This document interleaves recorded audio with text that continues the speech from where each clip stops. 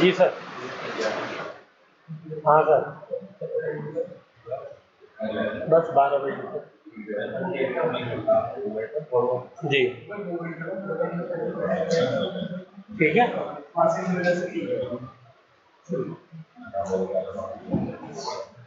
हाँ, फॉर्मूला क्या था वेवलेंथ का, जल्दी से बोलिए। जो डी ब्रोगली साहब ने दिया H/mv है। सबसे पहले हमें किसकी निकालनी है, बुलेट की निकाल लेते हैं। तो H की वैल्यू क्या है 6.6 इंटू 10 की पावर -34। बुलेट का मास कितना था, मास ऑफ बुलेट वो 10 ग्राम था। तो मुझे किलोग्राम में चाहिए ना मास, तभी तो यूनिट जो है वो सही होगी। तो इसका ग्राम में करेंगे तो क्या हो जाएगा 10 डिवाइडेड बाय 1000। तो बोलो क्या हो जाएगा 10 की पावर -2 किलोग्राम। बोलो यहां तक किसी को डाउट,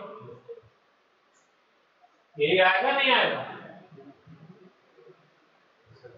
यही आएगा। चलो, तो 10 की पावर -2 और बुलेट की वेलोसिटी कितनी थी 100 मतलब 10 की पावर 2 मीटर पर सेकेंड। तो यहाँ पे क्या हो गई 10 की पावर 2 मीटर पर सेकेंड, -2 + 2 कैंसिल हो गया। तो क्या आ गई वेवलेंथ 6.6 इंटू 10 की पावर -34 मीटर। क्या है आपकी, यही है। बोलिए बोले आपकी कितनी आएगी,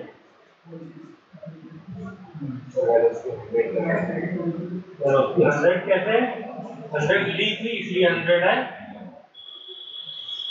आपने कितनी ले ली है, मतलब गोली 10 मीटर में चलेगी। चेक करो, उनकी चेक करो, उन्होंने तुमने कितनी ली थी वेलोसिटी, उठाओ, तुम चेक कराओ, उधर देखो कितनी ली है 100।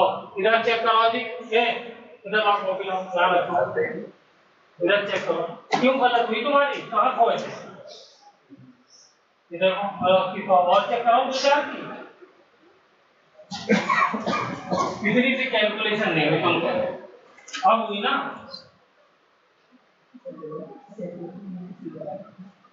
चलो अब जल्दी से उसकी निकालो, इलेक्ट्रॉन की। अब तो निकाल दो अपने आप, जिन लोगों ने निकाली थी। इलेक्ट्रॉन में भी वही होगा 6.6 इंटू 10 की पावर -34। मास इलेक्ट्रॉन का कितना है 9.1 इंटू 10 की पावर -31 kg। देखो यहाँ kg में है इसलिए 31 लिख दिया। और वेलोसिटी कितनी है इलेक्ट्रॉन की 10 की पावर 6। सॉल्व करो इसको तो ये हो जाएगा 6.6 अपॉन 9.1 पावर क्या हो जाएंगी, ये है 10 की पावर -34। ये वाली पावर ऊपर जा करके या पहले इसको ले जाओ, ये हो जाएगी 10 की पावर -6। नीचे तो ऊपर जाएगी तो पावर का साइन चेंज हो जाएगा, कितनी मर्तबा बताया। और ये है 10 की पावर -31 तो ऊपर जाकर के +31 हो जाएगी। बोलो इतना ही तो करना था। बोलो इसको डिवाइड करने के बाद क्या आंसर आया इंजमाम 0.72। ये तो मैंने टीप के लिख दिया। और इसको क्या करना है 10 की पावर -34 माइनस, अच्छा 34 और 6 दोनों में माइनस साइन है, ऐड हो जाएगा। तो ऐड हो जाएगा तो मैं इसको 40 कर देता हूं सीधे। क्या कर दिया, कुछ गधे भी है ना जो मेहनत करने के लिए भी तैयार नहीं है, इसलिए जो है वो पूरा लिख रहा हूँ। -34 -6 दोनों ऐड हो गया, -40 हो गया। और ये क्या है, ये +31 है तो +31। इनका क्या करोगे 10 की पावर -7 आंसर आ गया 0.72 है बेटा। -9 होगा, हाँ सॉरी -9 कर दो, दिमाग गर्म हो जाता है ना, गुस्सा भी दिखाना पड़ता है।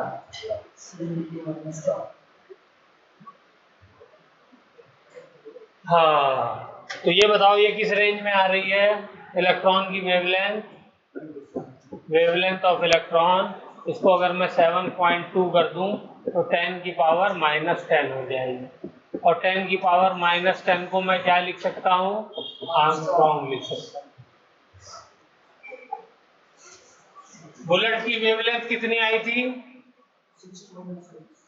बोलो अदनान, बुलेट की वेवलेंथ कितनी आई थी? ये रही। दोनों को कंपेयर कर रहे हो? ये वाली है 10 की पावर -10 है।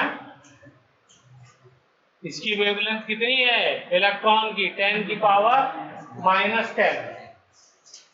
और इसकी वेवलेंथ कितनी है? 10 की पावर -34। क्या डिफरेंस नजर आ रहा है? बुलेट की वेवलेंथ कितनी कम है? तो एक 10 की पावर -10 है, एक 10 की पावर -34 है। इतनी बड़ी गिनती भी आप इमेजिन भी नहीं कर सकते हैं, बस नंबर लिखने को तो कुछ भी लिख दो। तो इसकी वेवलेंथ, अब देखो असल चीज को समझने की ध्यान करो। उसकी वेवलेंथ बुलेट की इतनी छोटी होती है, इतनी छोटी होती है कि उसका जो वेव नेचर है, वेव की तरह चलने वाला, वो ऑब्जर्व नहीं किया जा सकता। ठीक है? लेकिन इलेक्ट्रॉन की वेवलेंथ जो है, देखो ये अल्ट्रा वायलेट रेंज में ही तो है, अल्ट्रा वायलेट लाइट की रेंज में। तो इस जो अल्ट्रा वायलेट लाइट जिस तरीके के फिनोमिनल वेव वाले दिखाएंगी, वो फिनोमिना ये सब भी दिखाएंगे, इलेक्ट्रॉन भी दिखाएगा। क्यों? क्योंकि ये जो रेंज है ये अल्ट्रा वायलेट वाली रेंज। ठीक है? क्लियर हुई बात? वो कितनी है? वो तो कोई रेंज है ही नहीं साला, वो तो इतनी छोटी हो गई है वेवलेंथ के एक्स रे, गामा रे, सारी रे से ऊपर चली गई है। वो तो सीधा बुलेट हो गई है। एक्स रे, गामा रे आती है तो क्या करती है? मॉलिक्यूल्स के बॉन्ड तोड़ती है और आदमी को क्या कर देती है? अंदर चुपचाप नुकसान पहुंचा के चली जाती है। बुलेट आती है तो पूरा फाड़ के चली जाती है। जितनी वेवलेंथ कम होती है उतनी एनर्जी ज्यादा होती है। एनर्जी ज्यादा होगी, इसकी बहुत ज्यादा नहीं, इतनी ज्यादा होगी कि बॉडी को या किसी भी चीज को फाड़ देगी। ये वेवलेंथ ही इतनी कम है कि इसलिए इसका वेव नेचर हमको नजर नहीं आता है। ठीक है? और बड़ा मास ले लो, बुलेट तो 10 ग्राम की है, इंसान को ले लो, हैं? छत से बुलेट गिरी, किसपे? कोई नीचे आके पड़ा, कुछ होगा उसको? कुछ भी नहीं होगा, तो लगेगा क्या लगेगा? ऐसे देखिए गिरी है, ये नहीं गोली मारती है, समझ गए? हाँ, और एक आदमी गिर जाए ऊपर से किसी के ऊपर, तब क्या होगा? हाँ, दोनों ही काम दोनों का हो जाएगा। हाँ, हो सकता है कि छूट जाए। ठीक है?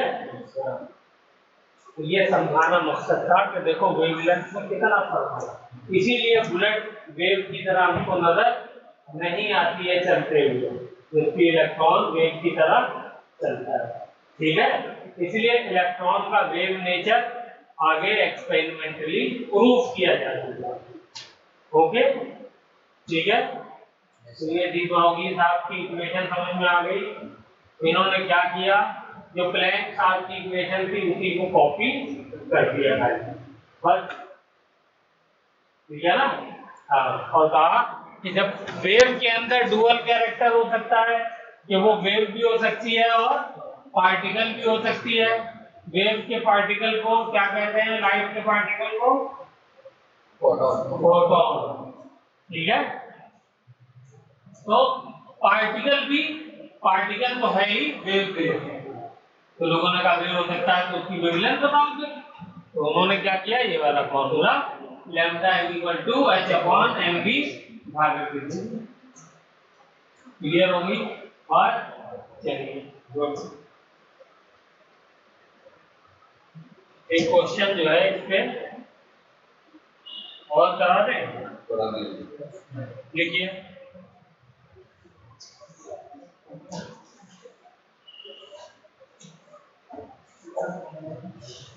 if the kinetic energy of electron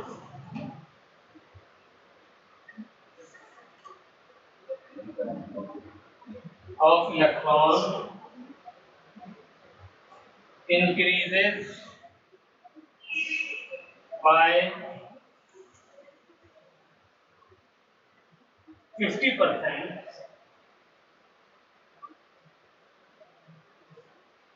find the change या परसेंटेज चेंज लिख लीजिए, परसेंटेज चेंज इन वेवलेंथ।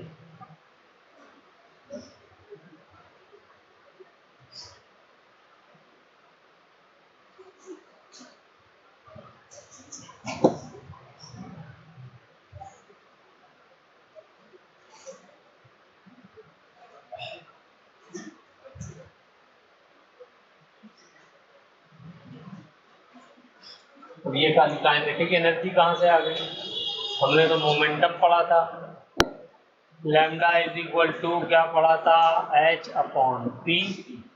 यहाँ तो काइनेटिक एनर्जी बता रहा है, तो बोलिए मोमेंटम और काइनेटिक एनर्जी का किसी को रिलेशन मालूम है?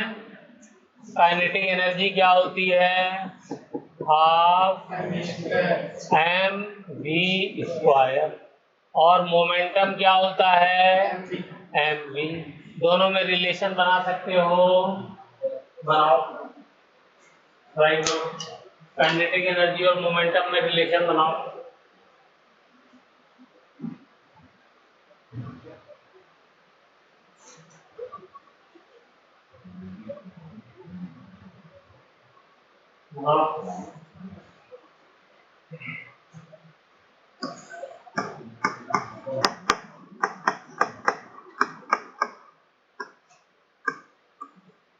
मैं ये लिख सकता हूं, kinetic energy is equal to m square v square. बोलिए, कोई जुगाड़ है एम स्क्वायर वी स्क्वायर करने का? हाँ, नीचे एम से डिवाइड कर दो। बोलो, तो ये ऊपर वाला फॉर्मूला, ये फॉर्मूला सेम नहीं हो गया? पर ऊपर मैंने एम से मल्टीप्लाई किया तो एम स्क्वायर बन गया, तो नीचे क्या आ गया? ऊपर मल्टीप्लाई किया तो नीचे डिवाइड भी तो करना पड़ेगा, तभी तो बराबर होगा। अब बताओ, अब कुछ समझ में आ रहा है क्या हो गया?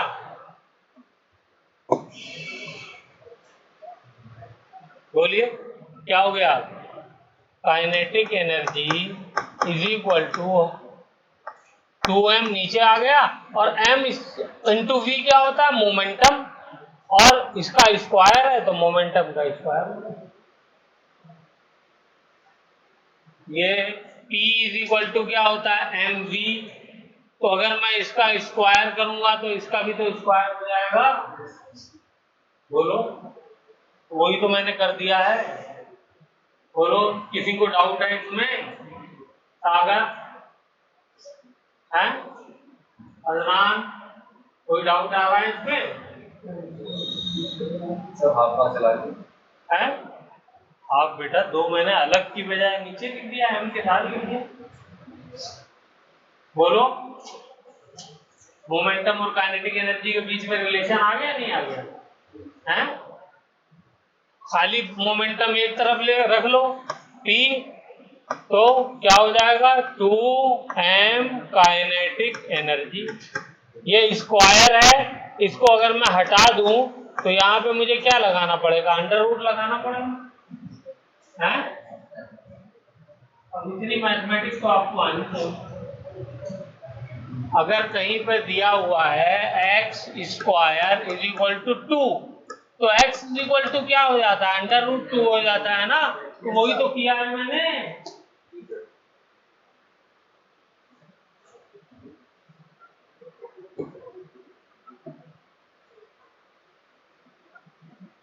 तो अब ये बताइए, इस फॉर्मूले में मैं क्या लिख सकता हूं? ये कि h upon under root 2m kinetic energy. बोलिए, हैं? P की जगह ये लिख सकता हूं, मैंने लिख सकता हूं। Yes sir. बस, अब काइनेटिक एनर्जी की टर्म में वैल्यू दी हुई है, इसको करो। 50%। Initially let kinetic energy initially कितनी मान लें बताओ। जब हमें वैल्यू काइनेटिक एनर्जी की नहीं दी हुई तो हमें माननी पड़ेगी ना, कितनी मान लें, जो चाहे मान लो। एक्स नंबर की टर्म में क्या नुकसान हो जाएगा, नंबर की टर्म में तो 100 मानो ना, कैलकुलेशन भी आसान है। 50% भी बढ़ाना भी है ना, तो 50% बढ़ाओगे तो आसान नहीं हो जाएगा। तरीके बस 100 मानो तो ये 100 हो गई है। तो 50% आफ्टर इंक्रीजिंग 50% काइनेटिक एनर्जी उसकी निकाल दी तो कितना हो जाएगा, 150 हो जाएगी। सीधे सीधे कैलकुलेशन हो जाएगी। तो इसके लिए लैम्डा की वैल्यू क्या होगी, जब ये वाली वैल्यू 100 थी तो ये मान लेता हूं लैम्डा 1 है, तो ये हो जाएगी h/√2m100।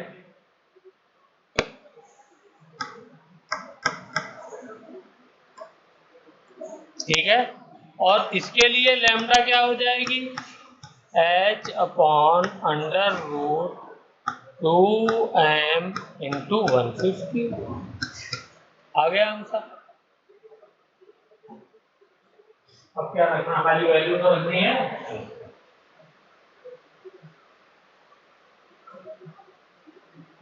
तो मोमेंटम और काइनेटिक एनर्जी के बीच में क्या रिलेशन है, ये हमको आज हमने ड्राइव कर लिया है, सीख लिया, अभी याद रहने चाहिए। काइनेटिक एनर्जी क्या होता है, फॉर्मूला काइनेटिक एनर्जी का हाफ एम वी स्क्वायर। इसमें क्या क्या है,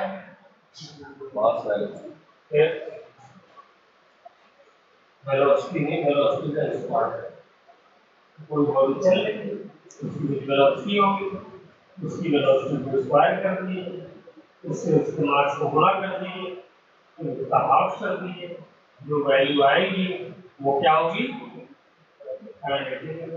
अगर बॉडी चल नहीं रही है तब काइनेटिक एनर्जी कितनी होगी, जीरो। वेलोसिटी जीरो है, तो इसका मतलब काइनेटिक एनर्जी किसके अंदर होती है, जो बॉडी चल रही है। ठीक है, तो चलती हुई बॉडी का की काइनेटिक एनर्जी निकाली जाती है, और चलती हुई बॉडी का मोमेंटम भी निकालना है, क्योंकि उसमें मास इनटू वेलोसिटी है। ठीक है ना।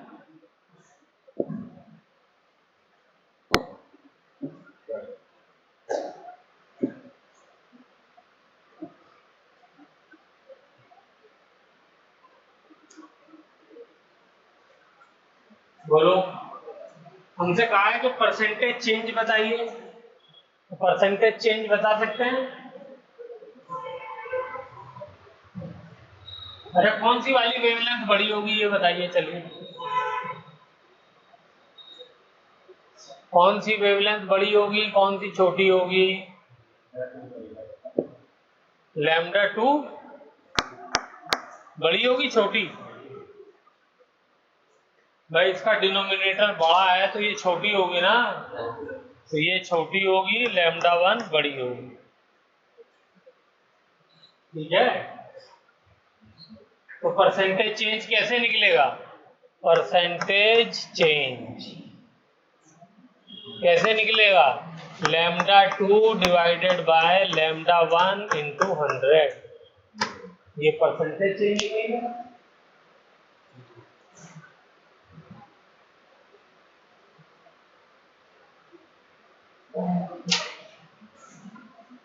चलिए,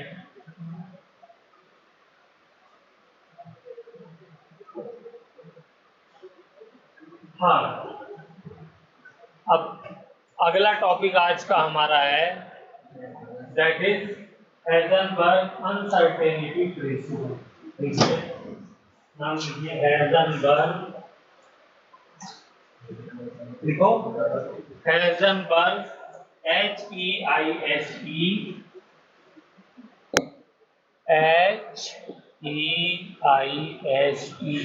हाइजेनबर्ग अनसर्टेनिटी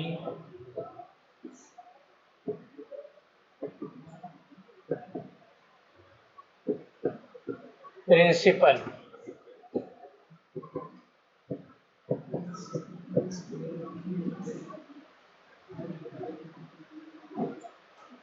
क्या कहा है इन्होंने?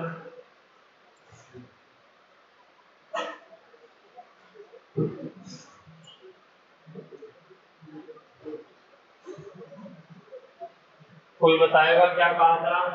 बताओ फिर।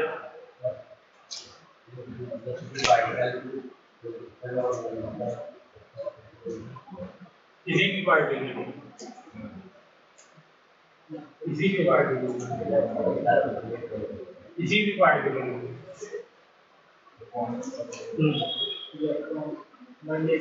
माइक्रोस्कोपिक पार्टिकल की तुम्हारी तो मैं 1 मिनट में बता दूं तुम कहाँ पर हो और क्या वेलोसिटी है। क्वांटम में आकर के चीजें बदल जाती है। कल भी कहा था मैंने, this is quantum mechanics. Newtonian mechanics fail हो जाती है यहाँ पे। ये जो न्यूटन के लॉ सब पढ़ रहे हैं वो सब यहाँ पे फेल हो जाते हैं, वो सब यहाँ पे काम नहीं करते हैं। ये बिल्कुल अलग है। इसका तो अभी से हल्का हल्का का ट्रेलर देख रहे हैं। और ये तो इन्होंने क्या कहा देखो, डेल्टा पी लिखो इसको साथ साथ में, आसान है, into delta x is greater than equal to h upon 4 ये इनकी इक्वेशन है। इनकी क्या है ये इक्वेशन?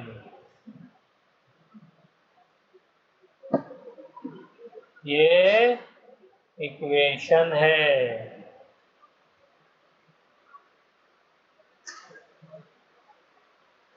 बस यही कहा था हाइजेनबर्ग साहब, इसी में प्रिंसिपल खत्म है। और इसी में इन्होंने बोर को फेल कर दिया। इतनी सी बात में इन्होंने बोर को फेल कर दिया। खत्म नहीं कर दिया, मेरा खत्म कर दिया, गोली मार दिया, फेल कर दिया बोर के मॉडल में। ठीक है, फिर याद आ रहा है इंतजाम क्या कहा था इन्होंने और क्या फेलियर था? चलो देखो ये क्या है, पहले इसके बारे में लिखो, इसके बारे में लिखो। डेल्टा पी ये है चेंज इन, या चेंज की बजाय हम लोग लिखते हैं अनसर्टेनिटी। अनसर्टेनिटी इन, ये पोजीशन है बेटा, इतना पिटाई करूंगा तुम्हारी। मोमेंटम क्या है? मोमेंटम, मास इनटू वेलोसिटी वाला। अनसर्टेनिटी इन मोमेंटम, ठीक है। और ये क्या है? डेल्टा एक्स अनसर्टेनिटी इन पोजीशन।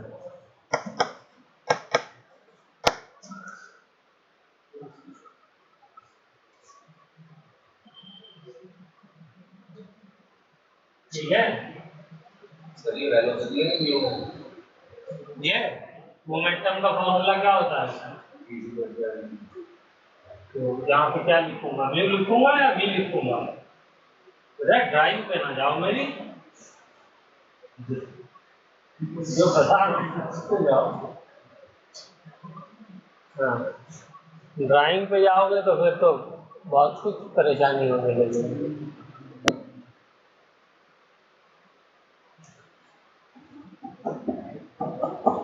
ठीक है, क्लियर? लिख लिया, कहानी शुरू करी जाए। अब यहाँ पे ये बताइए अनसर्टेनिटी का मतलब क्या होता है सागर? बोलो, मुंह से बोलो। अनसर्टेनिटी मतलब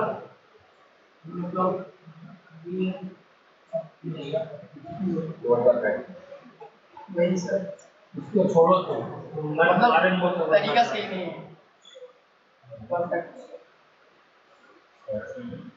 सर्टेन नहीं है, अन हटा तो करेक्ट नहीं है, एक्यूरेट नहीं है। ठीक है, यहाँ पर वर्ड परफेक्ट जो है वो ज्यादा सुटेबल नहीं है, काम चलाओ है, ज्यादा सुटेबल वर्ड सबसे सर्टेन, फिर आप कह सकते हो करेक्ट, वही है, फिर परफेक्ट भी काम चला सकता है। बात समझ में आ रही है क्या कह रहा हूँ? ओके, तो ये क्या कह रहे हैं हाइजेनबर्ग साहब, ये कह रहे हैं कि ये क्या कह रहे हैं कि आप जब मोमेंटम निकालोगे किसका, ये वाली बात याद नहीं किसका, हाँ,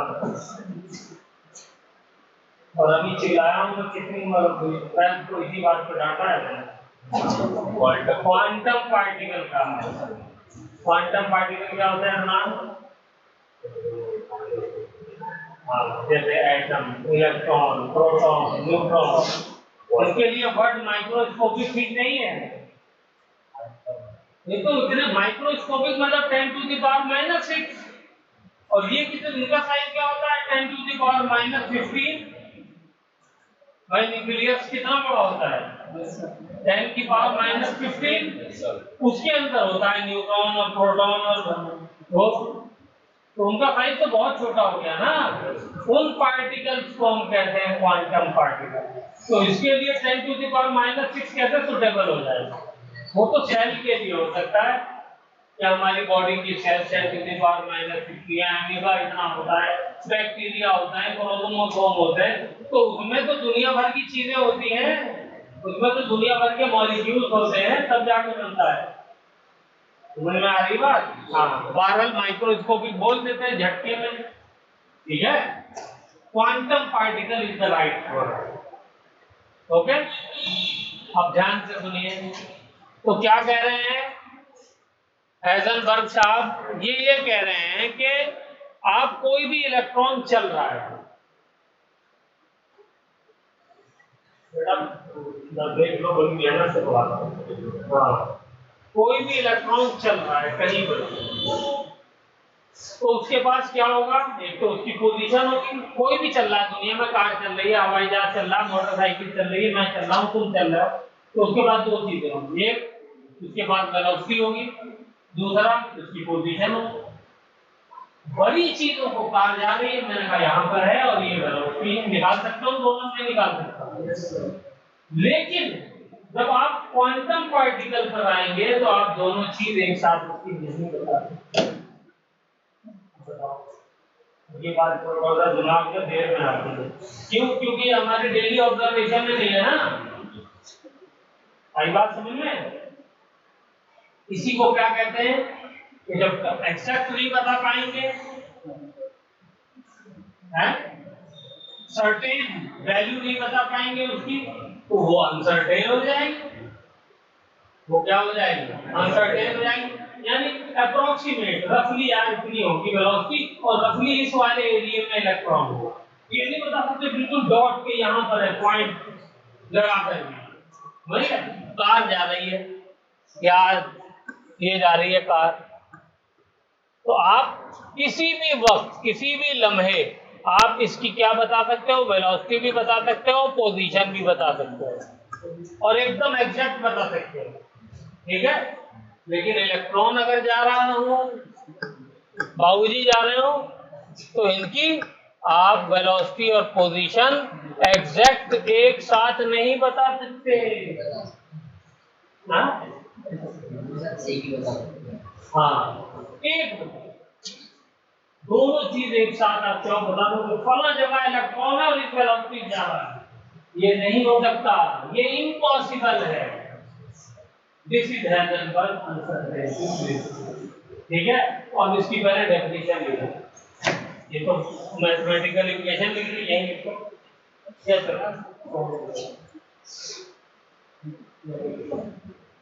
लिखो, कहीं भी लिखो तुम्हारी, it is impossible to calculate the exact value of velocity, Impossible calculate. the value of velocity, exact value of velocity,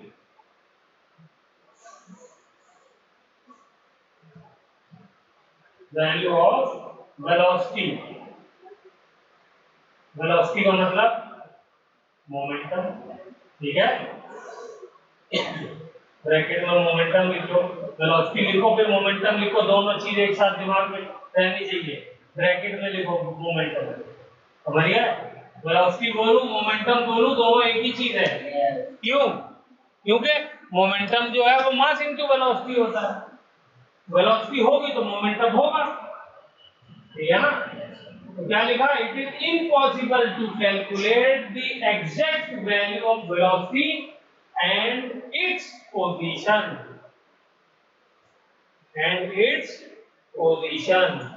ठीक है। पोजीशन मतलब लोकेशन, ब्रैकेट में लोकेशन लिख लो।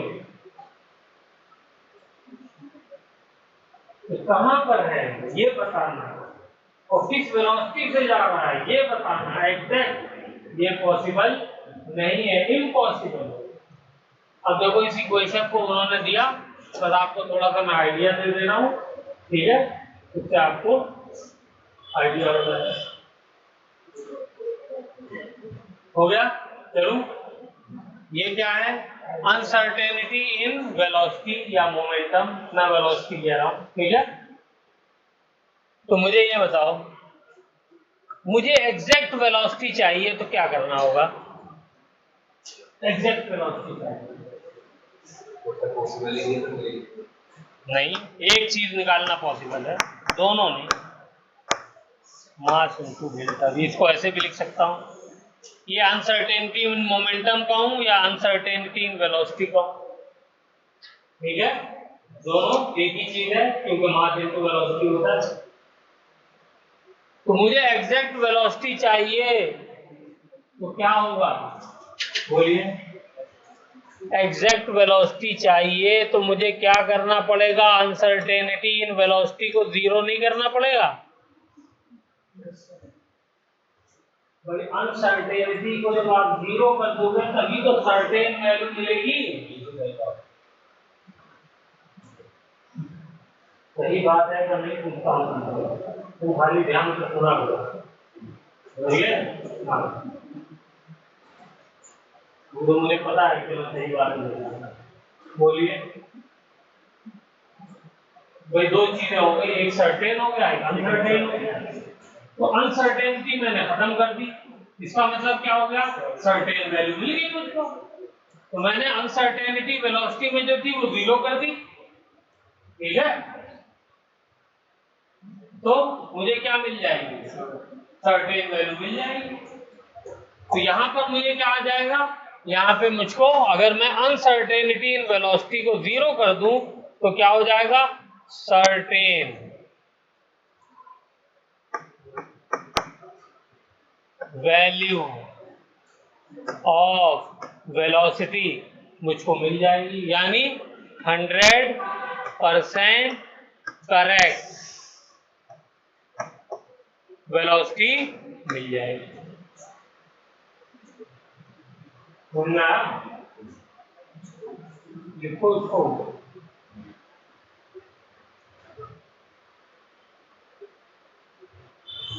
बस अगर ये बात समझ में आ गई है तो अब मुझे ये बता दीजिए, इसी को मैं यहां लिख रहा हूं, इसी को डेल्टा पी की जगह मैं एम डेल्टा वी लिख सकता हूं, डॉट डेल्टा एक्स को डेल्टा एक्स ही लिख दिया, is greater than equal to h upon 4 pi, ये है होना चाहिए। तो ये बताइए, अगर ये जीरो हो गया, जब डेल्टा भी जीरो हो जाएगा तो मोमेंटम अनसर्टेनिटी मोमेंटम जीरो नहीं हो जाएगा, डेल्टा पी भी क्या हो जाएगा, जीरो हो जाएगा। और जीरो से आप किसी नंबर को मल्टीप्लाई करोगे, अनसर्टेनिटी इन पोजीशन को करोगे, तो एच अपॉन 4 पाई कैसे आएगा, जीरो से किसी भी नंबर को मल्टीप्लाई करोगे तो जीरो आएगा, बोलो, है ना। तो एच अपॉन 4 पाई लाने के लिए फिर मुझे क्या करना पड़ेगा, और ये आना ही आना है, या तो इतना है या इससे बड़ा नंबर है, कैसे आएगा बोलो, बोलिए कैसे आएगा?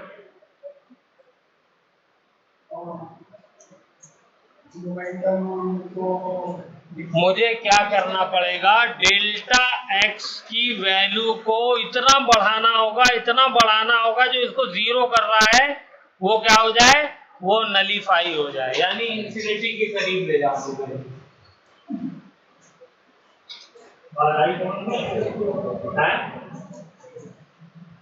एक की वैल्यू मैं सर्टेनिटी के साथ निकाल रहा हूं तो उसी के दो मल्टीप्लीकेशन हो रहे हैं ना भाई। मान लो एक है x into y is greater than equal to मान लो है 100, समझो x की वैल्यू 10 है तो y की वैल्यू क्या होनी चाहिए, 10 होनी चाहिए कम से कम, वरना 11 हो सकती है, 12 हो सकती है, 13 हो सकती है, ठीक है। और अगर x की वैल्यू में मान लीजिए कम करके 1 कर दूं तो y की वैल्यू क्या हो जाएगी,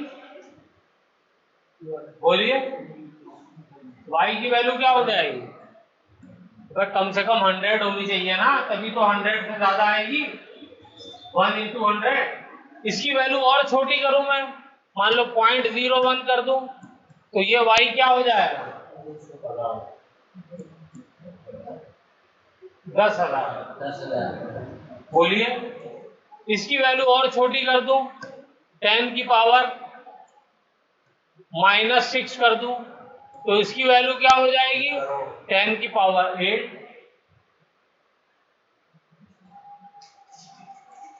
होगी नहीं होगी? जैसे जैसे इस वाले पार्ट को मैं छोटा करता जा रहा हूं तो ये वाला पार्ट क्या होता जा रहा है, बड़ा करना पड़ रहा है, तभी हर मैं इस नंबर से बड़ा या इसके बराबर का नंबर हासिल करूंगा नहीं करूंगा। तो यहाँ पर यही तो मैं कर रहा हूं कि मैंने क्या किया, वेलोसिटी को छोटा किया, अनसर्टेनिटी इन वेलोसिटी को क्या किया, छोटा करता गया ताकि मुझे एग्जैक्ट वैल्यू मिल जाए वेलोसिटी। तो कितना छोटा करूं अनसर्टेनिटी को, कितना खत्म करूं तो बिल्कुल सर्टेन कर दूं, यानी बिल्कुल अनसर्टेनिटी 0 कर दी है, यानी अनसर्टेनिटी इन मोमेंटम क्या हो गया, 0 हो गया। तो मुझे क्या करना पड़ेगा, इसको बढ़ाना पड़ेगा ना, ये बढ़ता जाएगा और कहां पहुंच जाएगा, ये इंफिनिटी पे पहुंच जाएगा। तो लिख डालिए, ये जो एग्जांपल दिया है ये वाला एग्जांपल भी साथ में लिखिए और ये वाला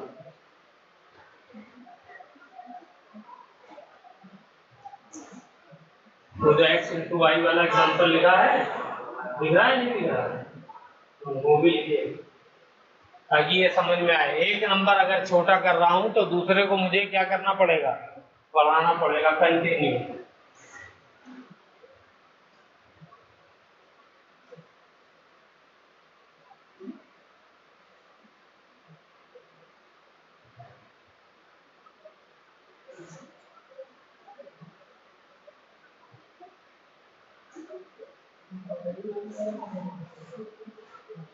ऐसे ही यहाँ पे अगर मुझे अनसर्टेनिटी इन मोमेंटम को कम करना है, यानी एग्जैक्ट वैल्यू वेलोसिटी की चाहिए, तो अनसर्टेनिटी इन पोजीशन क्या हो जाएगी, बढ़ती चली जाएगी।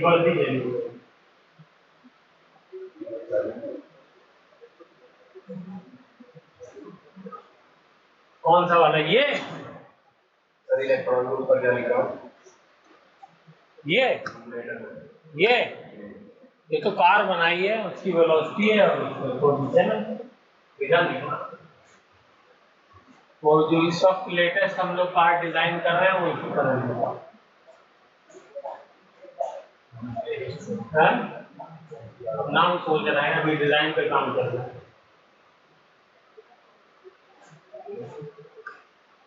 और आप डिजाइन कर रहे हैं? हाँ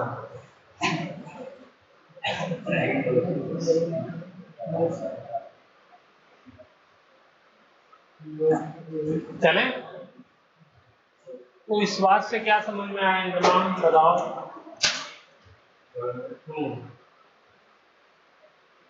वेलोसिटी जब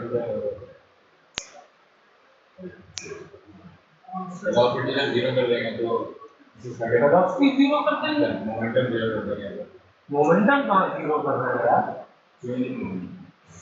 अभी भी वर्ड सही नहीं है। हाँ यार सही बोलो वरना सब कुछ ओवर हो जाएगा।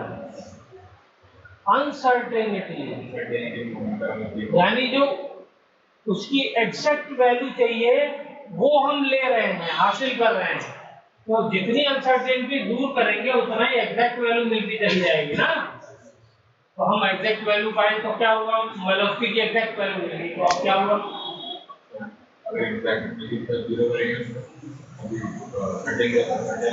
मिल जाएगी, फिर क्या हो जाएगा,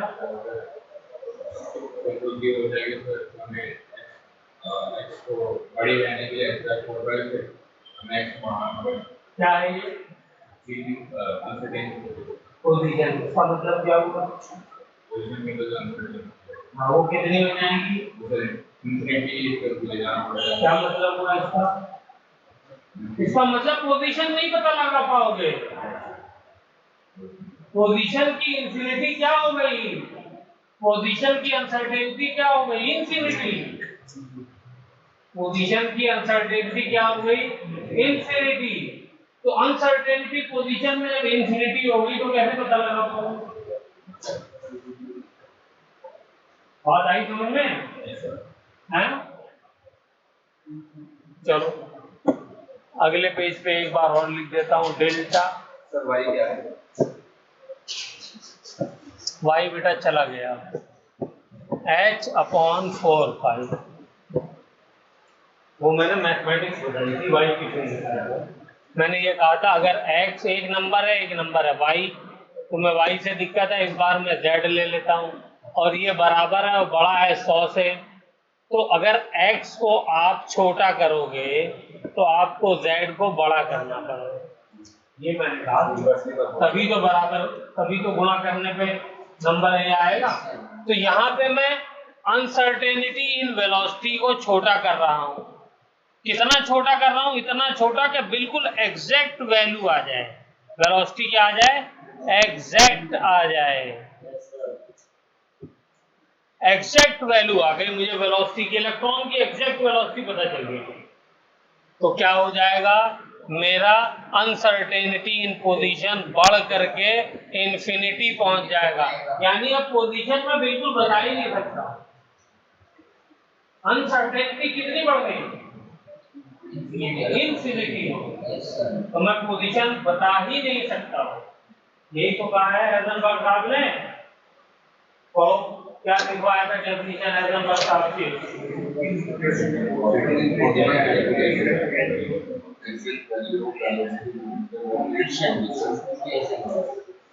क्या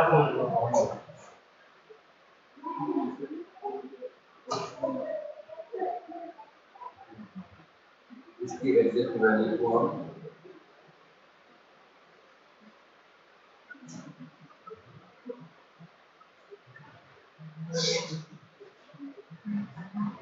क्या exact value, velocity and its position, velocity और पोजीशन की एग्जैक्ट वैल्यू को हम क्या, इम्पॉसिबल है, ठीक है, दोनों को एक साथ नहीं कर सकते हैं, बोलो सबको समझ में आया, क्लियर, रचना तुम्हारी समझ में आ रहा है, कोई डाउट हो तो पूछो। अब मैं पीछे पड़ गया, चलो अगला जो है वो, मैं पीछे पड़ गया कि ऐसा है, मुझे एग्जैक्ट जो है वो क्या चाहिए, पोजीशन चाहिए, बस सर हो गया, खत्म करो, एक पोजीशन में मुझे एग्जैक्ट चाहिए कि कहां पे है इलेक्ट्रॉन, तो क्या करना पड़ेगा, अनसर्टेनिटी इन पोजीशन को जीरो करना पड़ेगा, नहीं करना पड़ेगा, यानी इसको डिक्रीज करूंगा, कितना डिक्रीज करूं, जीरो कर दूं, बोलो जीरो कर दूं, कर दिया जीरो, तो ये डेल्टा v कितना हो जाएगा, ये बढ़ करके इंफिनिटी हो जाएगा, यानी अब वेलोसिटी आप नहीं बता पाओगे, वेलोसिटी की अंदर अनसर्टेनिटी कितनी हो गई, इंफिनिटी हो गई।